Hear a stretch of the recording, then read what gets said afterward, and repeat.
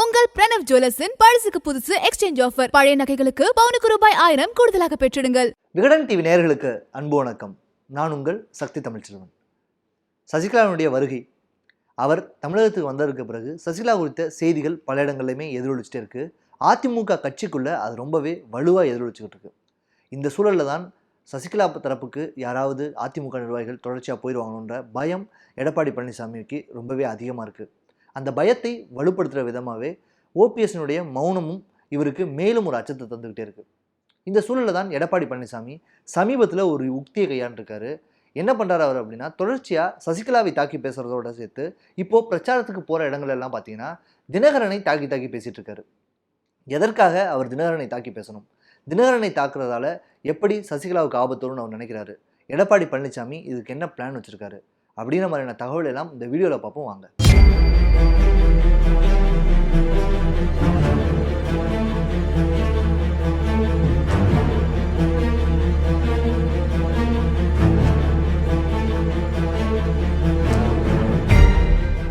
பொதுவாகவே ஒரு விஷயம் சொல்கிறது இருக்கும். என்ன அப்படின்னா, ஒரு பிரச்சனை நமக்கு வர்றப்போ அதை விட பெருசாக இன்னொரு பிரச்சனை வந்தால் அந்த பழைய பிரச்சனையை நம்ம மறந்துடுவோம் அப்படிங்கிற ஒரு வழக்கம் எல்லாத்துலேயுமே இருக்கும்.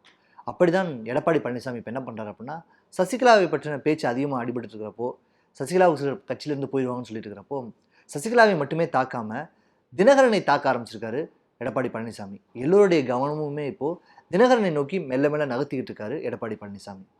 எதற்காக அவர் இதை தொடர்ச்சியாக பேசுகிறார் அப்படின்னா, அவர் தன்னுடைய பிரச்சாரங்களில் தினகரனை பற்றி குறிப்பிட்டப்போ ஒரு விஷயத்தை ரொம்ப அழுத்தமாக சொல்கிறார். என்ன அப்படின்னா, 2017ஆம் ஆண்டு நான் முதலமைச்சர் ஆனதுக்கப்புறம் நல்ல ஒரு ஆட்சியை நம்ம கொடுக்கலான்னு சொல்லி எல்லோருமே ஒற்றுமையாக இருந்து செயல்பட்டு இருந்தோம்.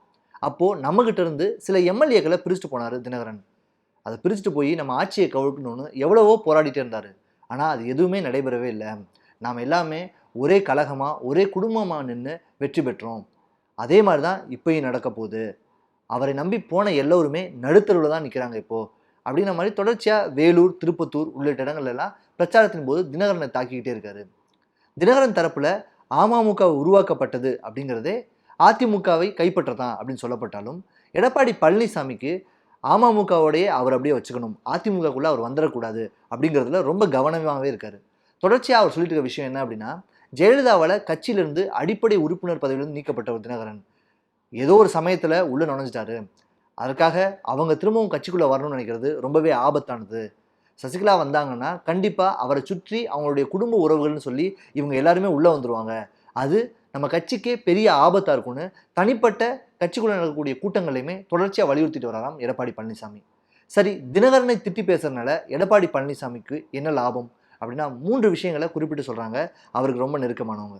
எடப்பாடி பழனிசாமிக்கு இப்போ இருக்கக்கூடிய மிக முக்கியமான சிக்கல்ங்கிறது சசிகலா. சசிகலாவை தாக்கி பேசலாம் அப்படின்னு சொல்லி எடப்பாடி பழனிசாமி தொடர்ச்சியாக முடிவு பண்ணி அவரை தாக்கி பேசிகிட்டே இருந்தாலுமே அது எந்த அளவுக்கு அவருக்கு கை கொடுக்குது அப்படிங்கிறது ரொம்பவே கவனிக்கக்கூடிய ஒரு விஷயமா தான் இருக்குது. ஏன்னா கட்சியை சார்ந்தவங்களுக்கும் சரி, வெளியில் இருக்கவங்களுக்கும் சரி, ரொம்பவே தெரிஞ்ச ஒரு விஷயம் சசிகலா தான் அதிமுக கட்சியில் முக்கிய ஒரு பங்கு வகிச்சாங்கிறது. பேரணிகளாகட்டும், பொதுக்கூட்டங்களாகட்டும், இப்படி முக்கியமான கட்சி நிகழ்ச்சிகளில் அவர் வெளியில் வந்து களத்தில் இறங்கி செயல்படாட்டினாலுமே கட்சிக்குள்ளே நடக்கக்கூடிய தொகுதி பங்கீடு, சீட் பேரம் உள்ளிட்ட எல்லா விஷயங்கள்லையுமே சசிகலா தலைமையில் அவரின் கீழ் தான் நடந்திருக்கு அப்படிங்கிறது எல்லோருக்குமே தெரிஞ்ச ஒரு விஷயம்.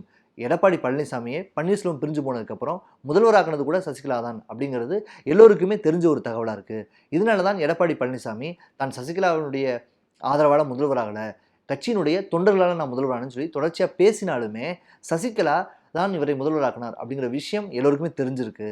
இதற்காக தான் சசிகலாங்கிற விஷயத்தை தொடாமல் அவங்கள நம்மளே தாக்கி பேசினா அது நமக்கு எந்தவித ஆதாயமும் தராதுன்னு சொல்லி தினகரனை தாக்க ஆரம்பிச்சிருக்காராம் எடப்பாடி பழனிசாமி. கடந்த நாடாளுமன்ற தேர்தல் அப்போ கூட தினகரனை தாக்கி பேசாத எடப்பாடி பழனிசாமி திமுகவை மட்டுமே டார்கெட் பண்ணியிருந்தார். ஆனால் இப்போது தினகரனை அவர் தொடர்ச்சியாக தாக்கி பேசிகிட்டே இருக்காரு. எடப்பாடி பழனிசாமி எப்படி கணக்கு போடுறாரு அப்படின்னா, நம்ம தினகரனை வந்து தொடர்ச்சியாக திட்டி பேசுவோம், அதற்கு தினகரன் ஒரு பதிலடி கொடுப்பாரு, அதிமுக அமைச்சர்கள் அதுக்கு ஒரு பதிலடி கொடுப்பாங்க. இப்படி தொடர்ச்சியாக செய்கிறதன் மூலமாக தினகரன்ற பிம்பம் தொடர்ச்சியாக பேசு பொருளாகிட்டே இருக்கும். அதனால் சசிகலாவுடைய பேச்சு மங்கிரும் அப்படின்னு நம்புறாராம் எடப்பாடி பழனிசாமி. அது மட்டும் இல்லாமல் தினகரன் அமமுகவினுடைய பொதுச் செயலாளராக இருக்கார். சசிகலா தற்போது எந்த கட்சியிலையுமே இல்லாத ஒரு நிலையில் இருக்காங்க. ஒருவேளை நீதிமன்றம் அவர் தேர்தலில் போட்டியிட அனுமதிச்சா கூட அவங்க சுயேட்சையாக தான் போட்டியிடுற சூழல் இப்போ இருக்குது. அமமுக வேட்பாளராக அவங்க களமிறங்கிட்டாங்கன்னா அதற்கு பிறகு அவங்க அதிமுகவை தன்னுடைய கட்சியின் உரிமை கோர முடியாது. அதனால நம்ம தொடர்ச்சியாக தினகரனை பேசுறதுனால தினகரன் தான் முக்கியமான ஒரு ஆளாக மாறுவார், சசிகலாங்கிறவங்க தினகரனுக்கு அடுத்த ஒரு பிம்பமாக மாறுவாங்க அப்படிங்கிறத ரொம்ப நம்புறாராம் எடப்பாடி பழனிசாமி. இப்படி பேசுறதன் மூலமாக மன்னார்குடி உறவுகளுக்குள்ளேயுமே ஒரு சலனத்தை ஏற்படுத்த முடியும் நம்புறாராம் எடப்பாடி பழனிசாமி. இது தன்னுடைய லாபங்களில் ஒன்று அப்படின்னு நம்புறாராம் அவர். அரசியல் களத்தில் திமுக எதிர்ப்பு வாக்குகள்னு கொஞ்சம் இருக்கும். அந்த வாக்குகள் எல்லாமே அதிமுக பக்கம் வரணும் அப்படின்னு நினைக்கிறாராம் எடப்பாடி பழனிசாமி.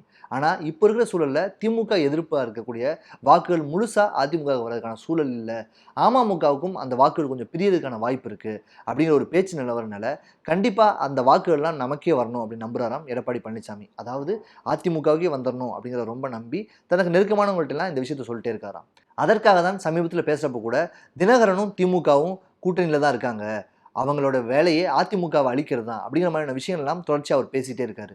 இப்படி பேசுறதன் மூலமாக தினகரன் மீது ஒரு வெறுப்புணர்வை ஏற்படுத்தி திமுகவுக்கு எதிராக விழக்கூடிய வாக்குகள் எல்லாமே அதிமுகவுக்கு வரணும் அப்படின்னு நினைக்கிறாராம் எடப்பாடி பழனிசாமி.